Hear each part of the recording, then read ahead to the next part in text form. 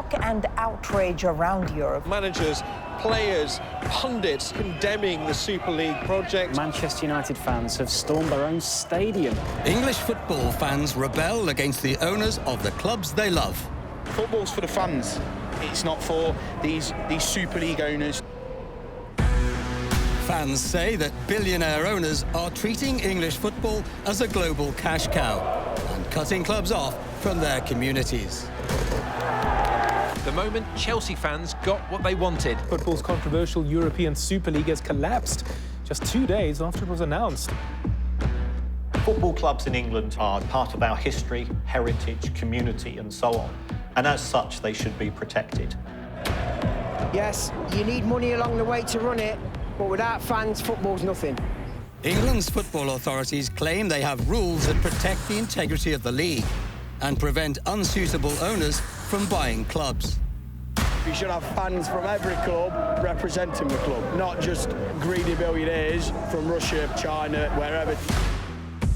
How are you? We show how the rules governing football ownership are being abused and that criminal funds from abroad can be laundered through the English game.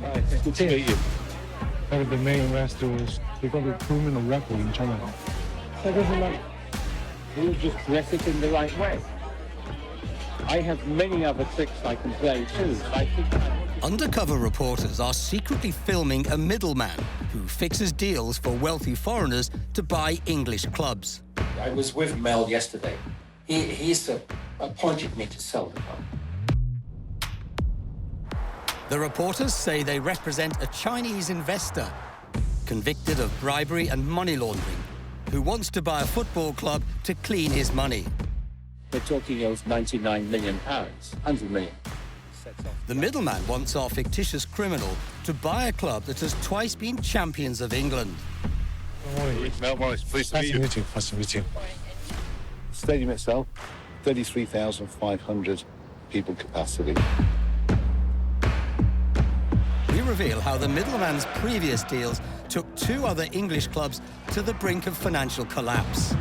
The fans felt they'd been taken for a ride. The dealmakers' associates include a former Scotland Yard detective who can monitor the football authorities' communications. There would be times where you could use trusted third parties to help you get the information you're looking for.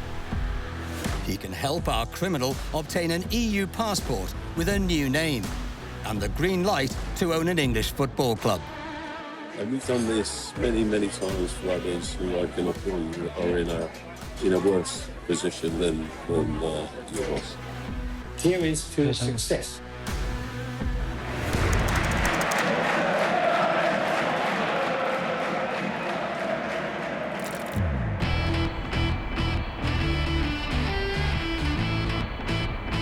Hi, Mrs. Samuelson. Hi, I'm Angie. How are you? Nice to meet you. Nice to meet you, too.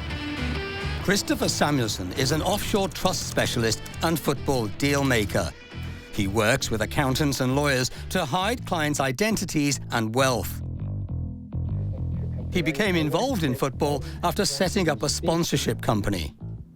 This is 1982, because Bobby Moore was captain of England, won the World Cup, captain of West Ham, famous figure.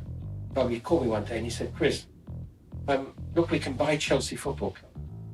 We negotiated, we agreed to buy Chelsea for £800,000.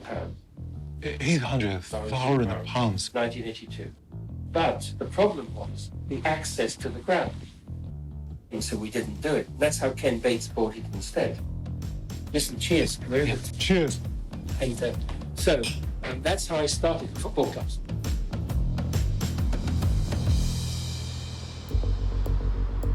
Over a series of meetings in London hotels, our undercover reporters say they represent 3 Chinese investors who want to purchase a football club. 2 investors hold 20% each. The majority investor, who we call Mr. X, has criminal convictions. You got some issues in China? We name our undercover reporter Billy. The Chinese government say he got some money cases. They're paying the local officials. Can I offer you a drink, Mr. Samuelson? Well, I think we can do the drink. Yes. Yes. Angie is our second undercover reporter. She's acting as Billy's assistant. Before the problem came out of the warrant, he escaped back to Hong Kong safely. And then they made a conviction of him without him being there. Being there in the court with his absence. Okay, the usual rubbish. Yeah. I'm in the real world. I don't understand all this. Billy tells Samuelson that Mr. X is very rich, fled China with his illegally obtained wealth, smuggled his funds out of China through Macau casinos, and received a 7-year prison sentence in absentia for bribery and money laundering. We'll have no problem with any of it. And the other thing, if he wants help with moving assets and he wants secure locations, I can do that too. Then I can organize financial institutions who will hold it for him, banks where he can move his money to. I have a close relationship with banks in Liechtenstein. So we have a bombshell here that the prospective owner has paid money to public officials, or in any other terms, bribed public officials, which is obviously a criminal offence around the world, both in China and the UK. Now, as a professional, as a company information agent, that should be the end of a conversation rather than the beginning of a conversation, and should lead to that reporting to the police that is under UK law in the Proceeds of Crime Act. Samuelson has lived in countries including the UK, Ireland, Switzerland and Spain. Until recently, he had a villa in Mallorca, which was sold for just under $1 million. He's managed billions of dollars for the world's super rich. Yet few know his name. Christopher Samuelson's been described as the ultimate man in the shadows. He's someone who works with a group of people, lawyers, accountants, to help people hide their money. He's one of the most powerful, influential people in finance that you never even heard of. He was born to an affluent family in southern England. His parents appeared in society magazines such as Tatler. Samuelson was sent to a private boarding school in England and did further studies in Grenoble and Munich. In the late 1960s, he moved to Wall Street. He had what we think is his first job in New York with some very, very well-connected investment bankers. Samuelson got into the world of offshore finance and trust in the 1980s, and he worked for a company called Valmet, which he and others built into one of the biggest offshore trust companies in the world. A trust company is set up when someone gives money to a trusted third party to look after it. It's often used to hide the identity of the ultimate owner of the wealth. For decades, he's managed the personal business affairs of some of the world's wealthiest people, moving money into offshore trusts. Some people have called him a magician. It has been said that he can make an elephant disappear. Samuelson reassures Billy that the identity of our fictitious criminal, Mr. X, will remain hidden, except to the Football League. Now you explain this to me. It will not be known that he owns this football club. Nobody will find out unless he tells them. The only person who will know is the Football League, because we're going to have to tell them. We will give them the minimum information, just enough to get it done. That's it. The English Football League is the body that governs the divisions below the Premier League. It has a set of rules called the Owners and Directors Test to protect the image and integrity of the league and the well-being of its clubs. One of its key aims is to prevent criminals owning clubs and using football to launder money. It bans from owning a club anybody with an unspent criminal conviction and a sentence of at least 12 months imprisonment. The league can also require proposed owners to provide evidence of the ultimate source and sufficiency of funds to acquire control of or invest in a club. If you want to buy a football club, under the Owners and Directors Test, there's two things that you have to satisfy. First of all, do you have evidence that the buyers are of good repute in the sense that they have no present convictions? The second thing that the EFL are looking for is, do you have sufficient resources to run the club, normally for a period of 2 years? Don't worry about it. I'll come with an idea about how we can structure it so we defeat the EFL. To create the buyer, we'll start say his business was real estate investment and other sectors. Watch me, I'll hold a gun to their head. I can pressure the football league, don't worry about it, it'll be true. And if we have to threaten them with a legal action, watch them fall over, okay? Samuelson says he can thwart efforts by the Football League to find out about Mr. X. Sometimes they appoint one of these investigating firms to do a report. If they appoint somebody, we'll know which one is doing it. Then we'll deal with that. The main thing is, do you have the money? And the fact it's sitting in Christian Hook's law firm trust account is a huge effect on them. Christian Hook is a partner at Gunnar Cook, a London-based law firm. He handled for us the legal work on Aston Villa, on Reading. He's done it on about 5 clubs, actually. Those are the 2 I got him to do. I know him very well. He's very efficient. He's very discreet, no leaks. Another member of Samuelson's team is Andrew Obelinski. He's a chartered accountant and a commercial banker by background. He's the best chartered accountant I know. He's extremely discreet. Yeah, I can help here. You come to the right person.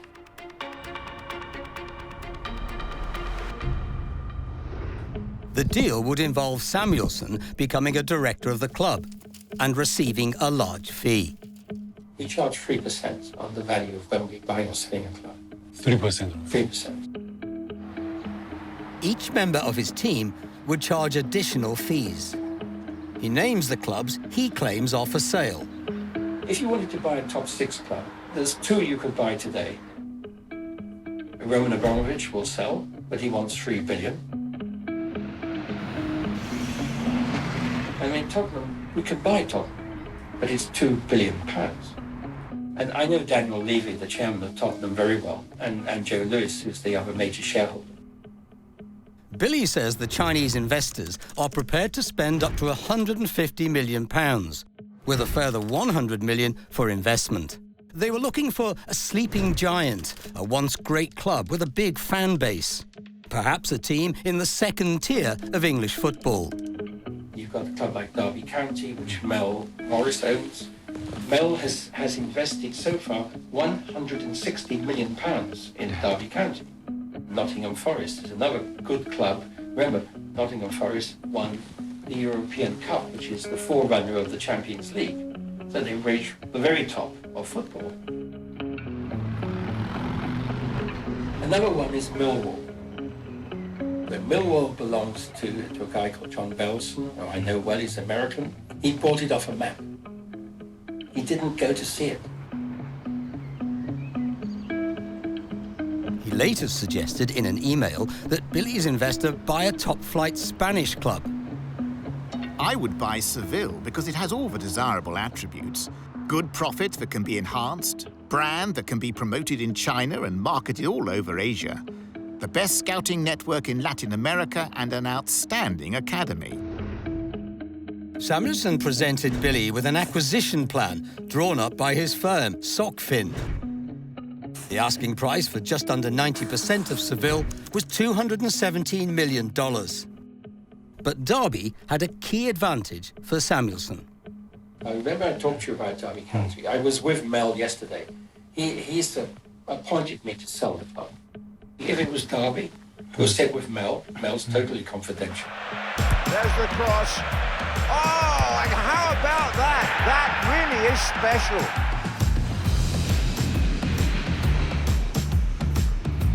Samuelson provides a step-by-step guide that would allow convicted criminal and money launderer Mr. X to buy a football club. First, create an offshore account using a trust company. He uses one that he claims he part owns. Finsbury was a trust company I started. in 1983. The biggest trust company in Gibraltar. I still own 35% through one of my trusts. Finsbury look after about 6,000 bank accounts around the world. They have probably 5,000 companies and trusts. And they have assets under administration of somewhere around 50 billion. What we normally do with a Gibraltar company is we form it with just £100 capital, just the minimum, and they issue 2 shares, or 3 shares, or how many shares. Cheers. Nobody can ever get behind who the shareholders are in the public domain. No media can penetrate because it's held in what we call nominee names. Shareholders can legally appoint nominees to hold shares for their benefit if they don't want the shares registered in their name. The nominees' names are made public. The names of the real shareholders remain a secret. Finsbury uses some of our nominee shareholder companies, and they issue a declaration of trust in favour of who the real shareholder is. That's an internal document. You have copies of it. You have the original, of course, and there's a copy in Gibraltar with Finsbury. Nobody else knows. Samuelson creates an offshore company for Mr. X. He sends an itemised invoice from Finsbury Trust. The bill includes charges for providing corporate directors and nominee shareholders. The total, $9,400. The media's going to say, who are the shareholders? We have some Chinese investors. That's all we'll say. I'm one of the leading specialists in this kind of work. I did it for Reading. And he floats the cross in, and that's the goal that fires Reading into the Premier League. Just look at their supporters.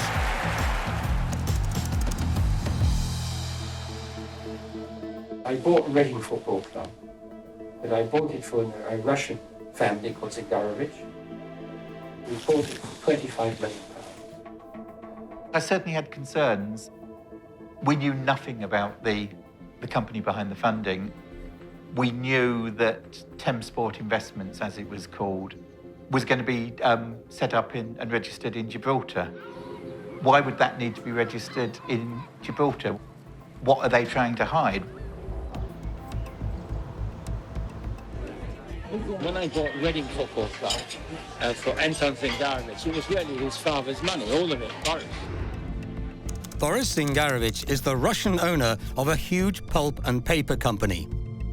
We know that Zingarovich Sr., Boris, had a massive fortune from paper pulp, but we were also told that he wasn't involved in this. So there was the obvious question of, well, where is the money coming from?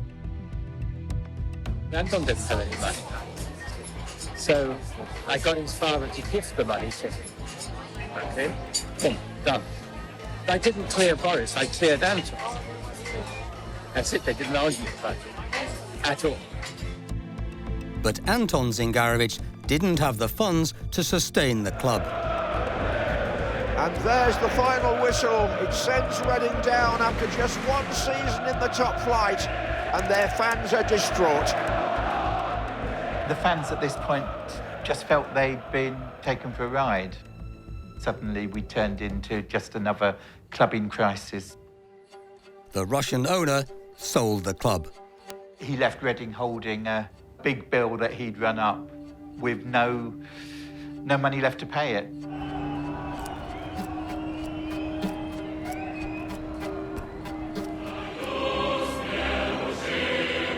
Mr. Gorbachev finally brought the curtain down on the Soviet Union. I must end my duty as president of USSR. In the 1990s, many of Samuelson's clients were politically connected Russian businessmen who became billionaires after the collapse of the Soviet Union. We were very big in Russia after the perestroika period. I knew all the people who become oligarchs. I've been to Moscow at least 500 times. The oligarchs acquired state-owned companies cheaply or for free, giving them control over most of the Russian economy. and quickly making them unimaginably rich. Samuelson, through his company Valmet, became one of the main money managers for Russian oligarchs and helped them to move their money out of Russia and into jurisdictions like Gibraltar and the Isle of Man. I met Roman Abramovich in Moscow. Roman became a client. One day he was here and I said to him, there's going to be political change in Russia. You should protect yourself. You need to get an image. And you love football, so why not buy a football club? We looked at buying Tottenham Hotspur, but getting to Tottenham is a pain. You have to go on public transport, or it takes an hour and a half to drive it. And a helicopter, you could do it in 5 minutes, but you can't land when you get there. There's nowhere to land.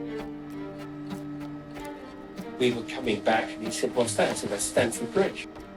Chelsea Football Club. Why can't I buy that one? A week later, he owned it, £94 million.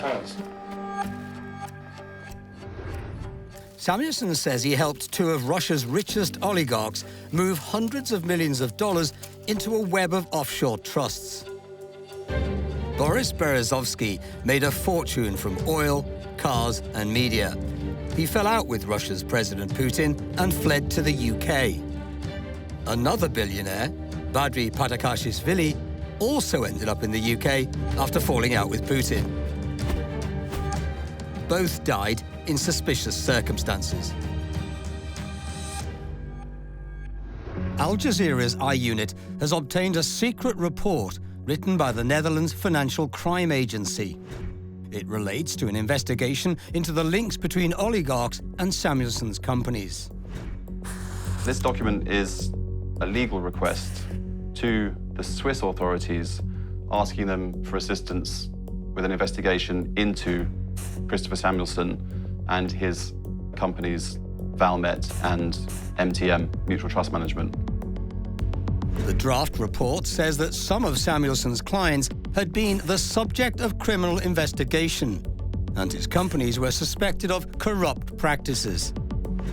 The report makes a number of serious allegations, the main one of which is that they suspect that Christopher Samuelson is the de facto leader of an international money laundering organization. They say he's guilty of habitual money laundering. The oligarchs Mikhail Khodorkovsky, Berezovsky and Badri, as well as businessman Platon Lebedev, were all clients of Samuelson's companies. The report says Samuelson advised Khodorkovsky and Lebedev to purchase Yukos, and Berezovsky and Badri to buy Sibneft, Russia's two largest energy companies. Khodorkovsky was, at that time, the wealthiest oligarch. The most famous one is Mikhail Khodorkovsky, who used to be the big shareholder of Benetech, which owned Yukos, the biggest oil company in Russia. Khodorkovsky was another of Samuelson's clients who fell out with Putin. And he spent 11 years in jail. They convicted him of something he never did. And they wanted to steal his assets anyway. As well as the oligarchs, the Dutch document says Samuelson's clients included the two largest organized crime families in the UK. It also alleges that Samuelson advised Kurdish organizations how to structure their finances to prevent suspicions and accusations of money laundering. The scale of what they're looking at is really, really enormous. But interestingly, Samuelson hasn't been convicted of any offences, and he's always at great pains to stress that. In 2011, Samuelson was named in court papers in the United States as the subject of multiple high-profile money laundering investigations. In another case, he was called a crook and a thief and a liar. Samuelson said the allegations were farcical. Oh, what a spectacular save! Samuelson then discusses another strategy that will give Mr. X the green light to buy an English football club. You're a good guy. We can always look at getting another passport for him. I could get him a Cypriot passport, for example. Samuelson could help Mr. X obtain a European Union passport and change his name. He'll give himself a new name. I have a friend who handles this. He's been running his own security company for many years. He works hand in glove with us. He can do all kinds of things, like tap telephones and so on. Samuelson sends the friend a text message. Okay, I sent a message to keep. He's in the undercover world, security and so on. He looks after a number of clients who have similar issues to your man, okay? He's tend to have done it for Russians who had a similar problem. Keith Hunter is a former Scotland Yard detective who left the police in 1997. He formed Risk Management, a private investigation company, and now runs Animus. Its services include due diligence, personal profiling, integrity testing, domestic investigations, and surveillance. Hunter's clients have included the oligarch Boris Berezovsky and James Ibori, a Nigerian politician jailed for fraud. Alexander Litvinenko, the former Russian spy murdered with polonium in a London restaurant, had worked for Hunter as a source of information. He knows football very well, too. Hunter has received Samuelson's message and calls back. Hi, Keith. I have a situation. We're in the process of buying another football club. Secondly, one of our lead investors is Hong Kong Chinese. He was big in China and he got attacked by the Chinese government, usual thing like Russia. And so he needs another passport. How quickly can we get a Cyprus one, money no object? Billy meets Hunter to find out more about the services he provides. You're waiting for me. Hi, lovely to meet you. Nice to meet you. Billy's assistant this time is another undercover reporter. We called her Alice. And so this is my place. Hunter explains what he does to help his clients. If he's got a competitor that he's really aggressive with, we go after him. We go after him. With whatever ammunition you've got, let's go after him. Could you find out the competitor financial series like banks? Yeah. Bank account stuff, the details? Yeah. Banks, credit cards, lifestyle. Have they got a mistress going on? Is there anything that we could damage their reputation with? For example, if we want to get the client's competitors' telephone record in the past few months, could you also get them for the client? We could potentially get that. Hunter's business activities resulted in a police inquiry in 2006 involving a corruption case in London's Metropolitan Police. He was not charged. In 2012, Hunter was arrested on suspicion of seeking to corrupt a police officer in the James Ibori fraud case. Again, he was not charged. Sometimes it's impossible. Sometimes it's illegal. Sometimes you can't do these things. But there will be times where you could use trusted third parties to help you get the information you're looking for. The I-Unit has obtained an internal report written by Scotland Yard's anti-corruption unit. It says in 2007 that Hunter had attracted their attention for some time. Intelligence strongly indicates that Risk Management, Hunter's former company, was an aggressive corrupter of police officers. It says Risk employees exploit former colleagues to corruptly obtain sensitive information, and they attempt to recruit serving police staff.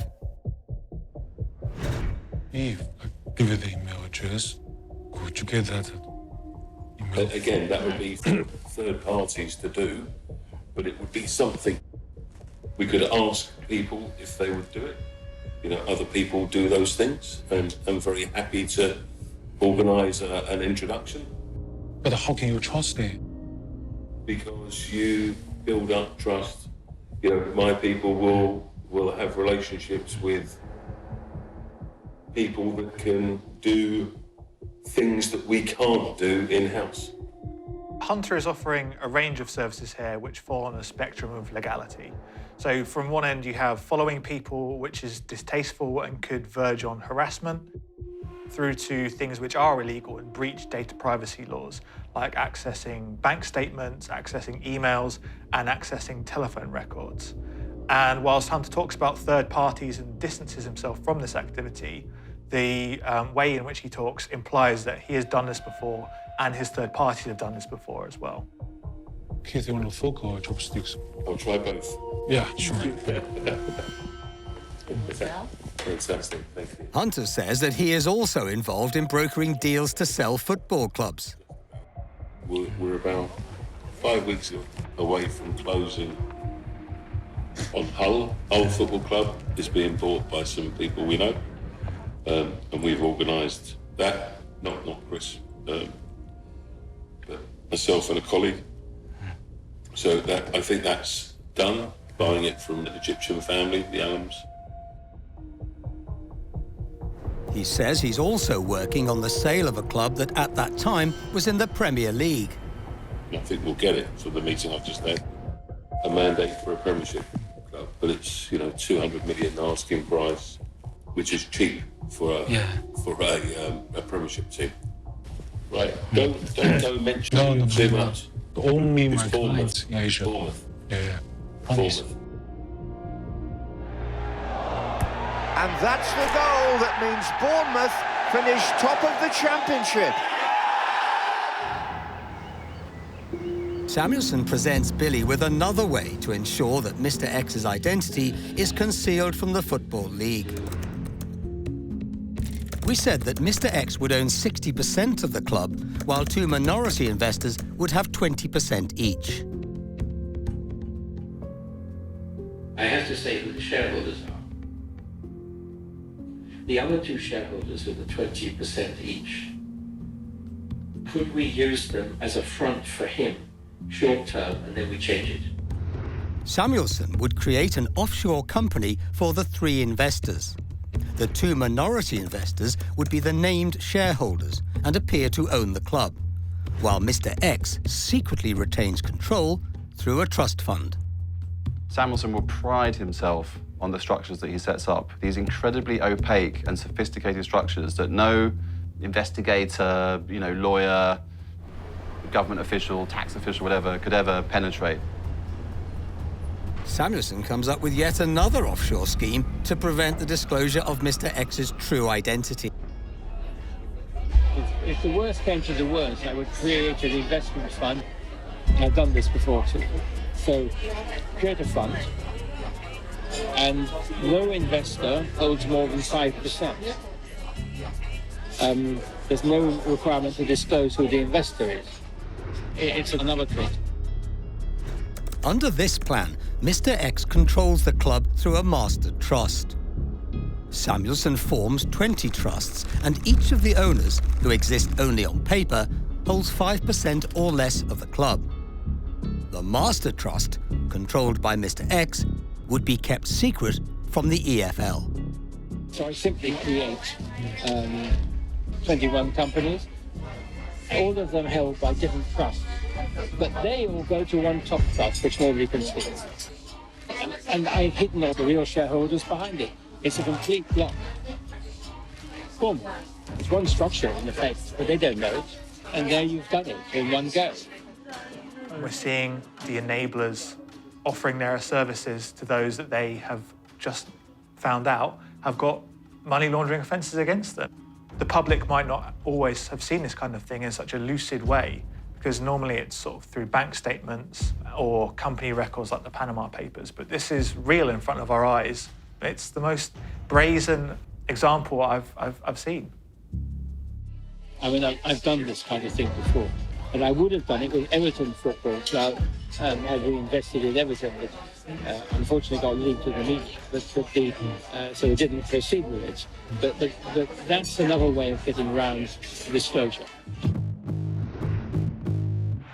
The fans are already celebrating, and here comes Graham Sharp to seal the victory and crown Everton as First Division champions. Howard Kendall with his jubilant players. Program. here right now, same colour, same price. Everton is a Premier League club and founder member of the world's oldest football league. In 2004, a Brunei-based company, led by Samuelson, aims to buy a controlling stake in the club. Paul Gregg was a director of Everton at the time. Bill Kenwright was chairman. I first met Christopher Samuelson when he was introduced by Kenwright as a possible investor in the club and suggesting that there would be 13 million being invested in Everton, which I was sceptical about. I was concerned because I thought Samuelson was a very good talker, but I was always concerned that he wouldn't deliver. The fund's main investor was the Russian tycoon, Boris Zingarovich. They wanted to hide their identity because they were negotiating a settlement in their pulp and paper business in Russia.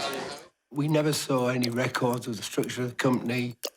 There was no sight of any money, no bank statements, no bank letters confirming funds were available. A British newspaper revealed that Zingarovich was involved in the deal. Unfortunately, somebody leaked the name of Zingarovich, which is the last thing I wanted. Samuelson asked his friend Keith Hunter to find the mole. We knew which journalist had got the story, so we looked at that journalist's telephone records. It's not allowed, but we did. And we found out who he'd spoken to. One of them was the financial controller in Bill Kenwright's office. So we know who leaked them. So he called his friend, the journalist, and said, I've got a hot story for you. There's a deal being done by Russians called Zingarovich who are buying into Everton Football. I could have shot him, never mind. But this is what happened. How about Chris told me that you did a very amazing job to find who leaked the information of the Russian guys who want to buy Everton. Yeah. 2 individuals that were communicating with someone they shouldn't have been. 2 guys inside the football club? Yeah, board level.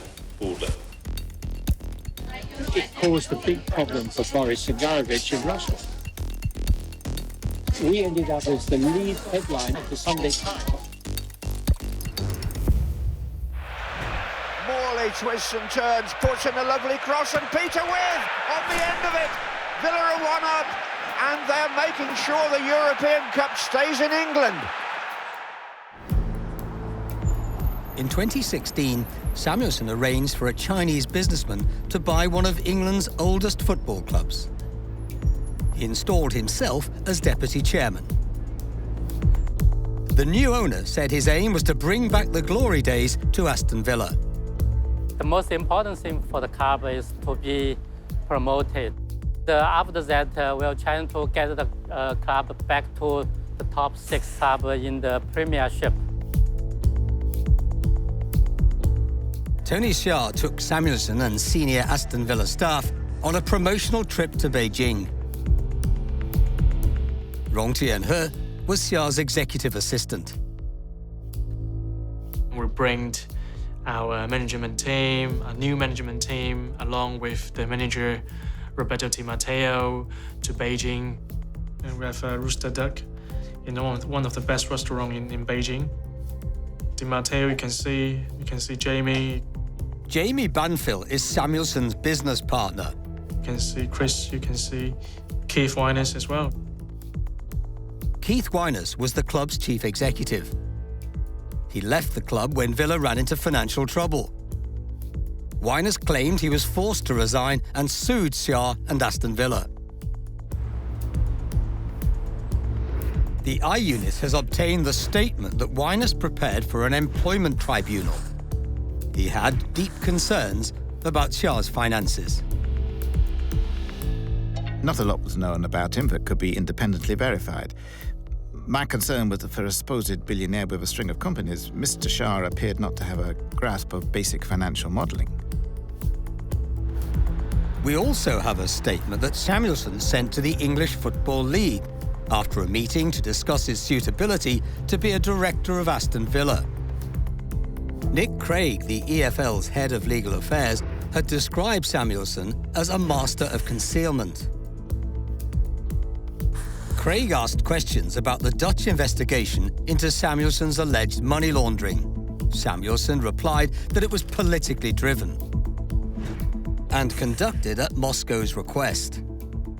He writes, the Dutch prosecutor closed the case and dropped all claims against his company. During his discussions with the EFL, Samuelson had an advantage.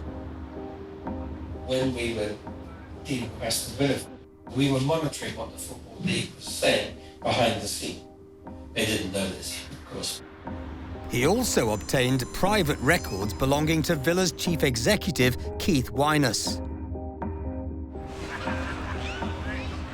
In the case of Wyness, when we suspended him, he wasn't allowed to talk to the media. Of course, we had the ability to get the telephone records to see who he was talking to, so we could identify what numbers he was calling. He was talking to the media. In 2018, when the club ran into financial difficulties, Xia wrote to the EFL, pledging to make available sufficient funds to keep the club afloat until May the following year. But he failed to deliver, blaming problems getting money out of China. Tony Shah claimed to own this, that, and everything else. Okay, I said, I don't want to hear about it. I want one asset where you made enough money to get you approved. And he came with one which was 450 million sterling equivalent. Okay, it may not have been his billing, but he claimed it was his. So we put that on the form, just that. How much of that was his own money is a question mark. How much of it was somebody else? That I don't know. He said it was him. No. Of course it wasn't the case. No, he was a front. Yeah. And I was sure he was a front. It was well known that Aston Villa, under Tony, were losing large sums of money. I'm sure Aston Villa fans will be absolutely staggered to hear that Samuelson is accusing Tony of being a front for somebody else. And here we have a revelation that Samuelson and Tony Shah have concocted this ownership structure which hides who the real owner is of Aston Villa Football Club. And it implies that we potentially don't know where the money came from to buy Aston Villa, which is really problematic when you have any unexplained wealth entering the English Football League or the UK in general. In 2019, Chinese authorities issued an arrest warrant for Xia. He was later detained for failing to repay loans worth over $30 million. Tony Shah was very charming when I first met him, but it went to his head. And I'm not sure how much was fact with him either. I'm not quite sure how much substance there is. The I-Unit has obtained the invoice that Samuelson sent to Shah for his services. It included $1.9 million, part of his fee for the purchase of Aston Villa, $340,000 for arranging a player transfer, $280,000 for a total of 14 weeks' work at $20,000 a week by Samuelson and his partners Banfield and Obelinski, and $40,000 for post-purchase expenses. The total, over $2.5 million. Add to that $1.4 million already paid as part of his 3% commission, a total of nearly $4 million. Good morning. Samuelson wants Mr. X to buy Derby County Football Club and is taking our undercover reporters to meet the club's owner. They've got a lot of good young players coming through. That morning, Derby was in the news. Well, let's get more sports news to football. 5 years after leaving as a player, Frank Lampard is back at English Premier League club Chelsea as their new manager. Derby's manager had resigned. Now we're going to hear from Mel directly what he does. Well, we've met Frank Lampard. Obviously, because Frank was a figure for China and Hong Kong, it's disappointing that he's not there.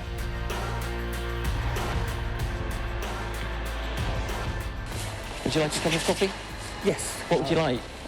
On the way, Samuelson spells out what Mr. X needs to pay to own Derby. So let's say we paid 50 million for the club, 29 million for the stadium, so it's 79 million. Their budgets show that they will need 20 million to cover the losses for the coming season. So we're talking of 99 million pounds, 100 million. Welcome to Derby. Well, Derby are really on top. Players swarming forward now. Is Webster, and it's a superb goal, worthy of the new league champions. Good morning. Good morning. Mel Morris, pleased to Nice to meet you. meet you. Nice to meet you. Angie, pleased to meet you. Let's have a walk around. Yeah, sure. Derby's owner, Mel Morris, is a digital entrepreneur. He's invested nearly $200 million of his own money in the club. Stadium itself, 33,500 people capacity. Most match days we average out at about 28,000. So the away supporters are in the corner. In that corner. By pumping his own money into the club, Morris has faced problems over what are called the financial fair play rules. The rules are designed to create a level playing field for clubs. They prevent rich owners buying their way into the Premier League, or the club overspending and falling into debt. So the choices were either buy the club and finance it, or the club goes into decline over the next several years. I didn't want to see that. Morris used a company he owned to buy Derby's stadium, effectively buying it from himself. The Football League charged Derby with breaching the financial fair play rules. Morris paid $104 million when the stadium was valued at $53 million. In effect, he was giving the club over $50 million. It is a great stadium. The atmosphere is fantastic. We also spent a lot of money in the last 2-3 years in upgrading the stadium. The tribunal ruled that Derby had not broken regulations over the stadium sale. But the club was found guilty of a second FFP charge over how it calculated the value of its players and fined $130,000. Morris's desire to help finance the club continues to bump up against financial fair play regulations. It may well be that it could be advantageous for some of my loans to the club to continue. As part of the sale, Morris is prepared to write off his loans, but says it should be done over a number of seasons. If we write it off at the time of the transaction, the club gets no benefit on the financial fair play regulations. He wants to become a minority shareholder in order, once again, to get round financial fair play rules. And when we talk about the structure of a deal, which is something we must not commit in writing, but is important, from the Football League's perspective, I'm no longer a connected party to the football club. I'm a minority shareholder. I have no... Mel Morris's proposals do not break the letter of the law, from my analysis. It certainly breaks the spirit of the law. It doesn't benefit me at all. It purely benefits the club. But if the sale and purchase agreement documented all that, then you wouldn't get that advantage. The proposals by Mel Morris will certainly give Derby County, under the new ownership, a financial advantage against other clubs in a similar position. Is that an unfair advantage? I think that would be for the EFL to monitor and to choose whether or not to have charges against the club. A mistake in the box, he latches onto it and scores again, just when they needed it most. In London, Samuelson and Hunter warn our undercover reporters to be vigilant, just in case someone is covertly recording their conversation. If you're in a public place, have noise. People can't listen to you. They record you. So you've got to be aware. I know too many of the old tricks. So when we were dealing with the Russians, We had to make sure that it wasn't a bug. Here they couldn't bug it. Well, look, there's nothing on the table. Just that teapot's not going to record it to the right side. No, It's moving. Here it's fine. Nobody can hear it. But then we just make quite sure. Can you hear us? Yeah, it's right. Hunter and Samuelson have concluded that the best way to hide Mr. X's identity from the Football League is to obtain a Cypriot passport.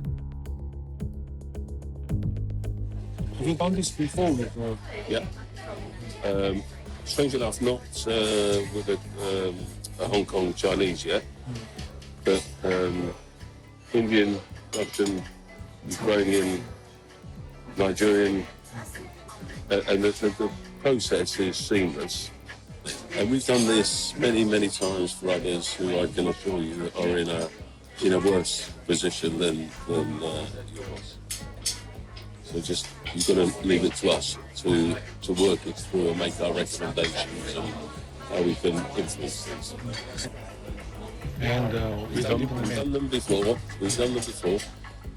The different name we just have to work on. When you deal with Eastern Europeans, Russians, they can change their name slightly, which gives them a different identity. We might just change the date of birth slightly, but everything's possible. Everything's possible. Hunter says he helped obtain a Cypriot passport for a Russian businessman who fled to the UK and was wanted by Interpol. The Russian couldn't travel because he was on a red notice. So if he'd have travelled anywhere, he'd have been arrested as soon as he landed. Instead, according to Hunter, a Cypriot government minister came to London. The minister flew here to the consulate in St James's Square and managed to do the whole process there without him stepping foot in Cyprus. First time it's happened. Well, he's flying everywhere now. He's been there. Hunter is preparing a similar due diligence package for Mr. X. Packaged together because it's got to get through the compliance due diligence check with the locals, but that's fairly simple. To be fair, we leave it to them after that to do the whole process. It's all done as a natural process. Hunter and Samuelson plan to portray Mr. X as a victim whose rights have been violated. We'll say that he was attacked and his assets were stolen. Yes. Remember, Cyprus is extremely used to this happening in the case of Russians. All the time. But the minister that's going to help us that's over from Cyprus. So we will have a discussion as to how best we do it. Minister. And he's been consulted with on everyone that I've dealt with. And the guys that actually live in Cyprus that I deal with, Tony and Chris, they consult with him all the time, all unofficial, but he just helps streamline things. Tony Kay is an estate agent who connects Cyprus's property business with the island's citizenship by investment program. Chris refers to Christakis Giovanni, a member of the Cypriot Parliament. We are not told the name of the minister. The people are genuine and real and at the highest level. The good thing is we're dealing with the government, with the top of the government. And it's just a question of how much will it cost. The Cyprus investment program allowed foreigners to obtain a European Union passport for a $3 million investment. Under Cypriot law, convicted criminals, or those facing criminal charges, were barred from receiving citizenship. An email spells out how much Mr. X must pay to receive his passport. Dear Billy, last evening I attended Keefe's box at Epsom Races and met Chris Giovanni and Antonis Antoniou, who handle obtaining Cypriot passports. Antonis Antoniou is the executive director of the MP Chris Giovanni's property development company. Their discussion resulted in the minister saying that the passport would be issued within 8 weeks, providing the investment was 10 million euros.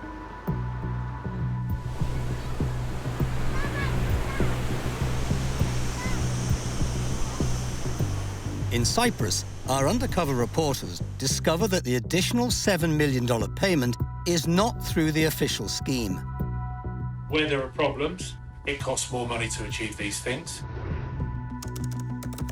Tony Kay is the estate agent. So what we will do is find out who has to be spoken to, who has to be paid. A series of enablers greet our undercover reporters based on Hunter's word. Keith is a good friend and I've worked with him for many years. Tony's wife, Denise, is the sister of former England and Arsenal captain Tony Adams. She's been involved in selling England match tickets at inflated prices. Another business collapsed with huge debts. I think it's good if we have an introduction because you know the due diligence has been done on each other. Yeah. Billy and Angie are taken to meet the MP, Christakis Giovanni. Billy, we can speak here because there's nobody here.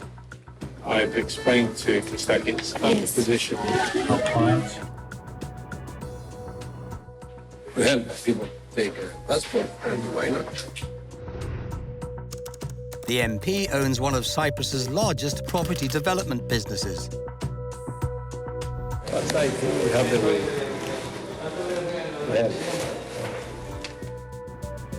Tomorrow, what I'd like to do is I'll invite you down to meet the lawyer that we will use.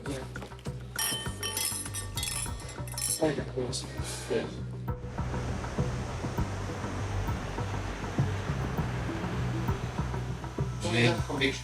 We will need to find ways to overcome this problem. Andreas Pitagis works closely with Giovanni. Giovanni has a lot of power, he's an MP. I have seen him perform next to miracles, not miracles, but next to miracles. When we know the angels, we don't need God. Dimitris Salouris, the Speaker of the Cypriot Parliament, says he would provide any support he can to Mr. X using all levels of the state. The lawyer, Pitagis, confirms that Mr. X could change his real name once his new passport is issued. I have a client that his name now is the name half of United States has. But if you check his original name, he cannot not even travel with that name. So we made an affidavit in Cyprus, changed his name, changed his passport. He's traveling now with his new passport, new name, nobody knows the name. It's real. Yes. This will be of great interest to the police and also the English football authorities. They are up against faulty, fraudulent due diligence reports and a network of enablers seeking to pull the wool over their eyes. If it wasn't for Keith, I wouldn't accept to see him. I wouldn't even have this conversation. But because I know Keith wouldn't suggest somebody who is a charlatan, who is an imposter, because I trust them. Cyprus is different from the Football League. There may be two different reports needed.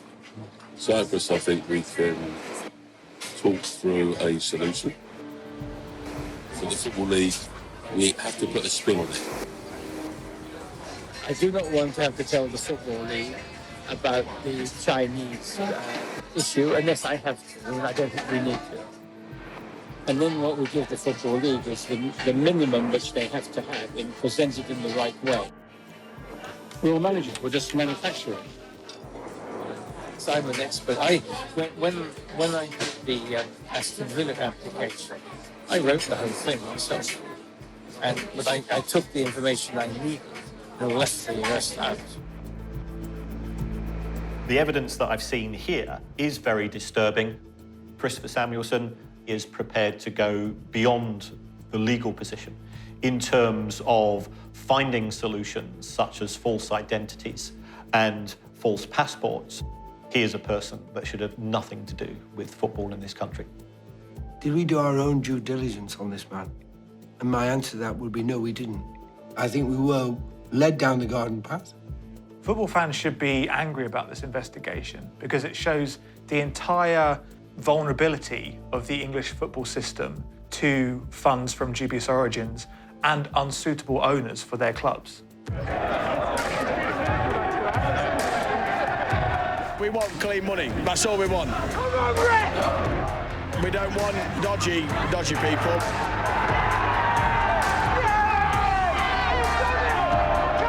The thing we liked about Mel was that he's a Derby fan. We need an owner who's going to come in and take that same philosophy and really care about the club. Soon after our visit to Derby, Mr. X pulled out of the sale, so as not to hinder genuine buyers.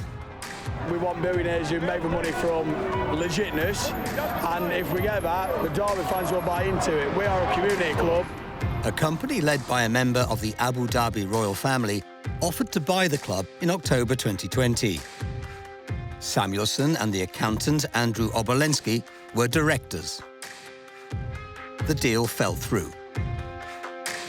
Whoever takes this club on's got to take it on as a long-term prospect, not see it as a cash cow, and really invest. Derby then announced an agreement to sell the club to a Spanish businessman. That deal also collapsed. If we keep getting messed around by owners all the time, this club's only going to go one way. We should have fans from every club representing the club, not just greedy billionaires from Russia, China. There's no regulation. It's just far too easy for anybody to come in, spin lots of yarns, make lots of promises and get away with it without proper checks happening. Football clubs in England hold a particular place in the heart of everyone. They are part of our history, heritage, community and so on. And as such, they should be protected. You've got people who've grown up with a club, who've gone with their fathers. I think they're passionate about their brand and the integrity of the club as well. Football's for the fans. It's not for these Super League owners. They want a club they can be proud of, from the board to the ball boy. A football club isn't a business like a factory or a supermarket. It's something far more important than that. It means so much to supporters going back generations. But without fans, football's nothing.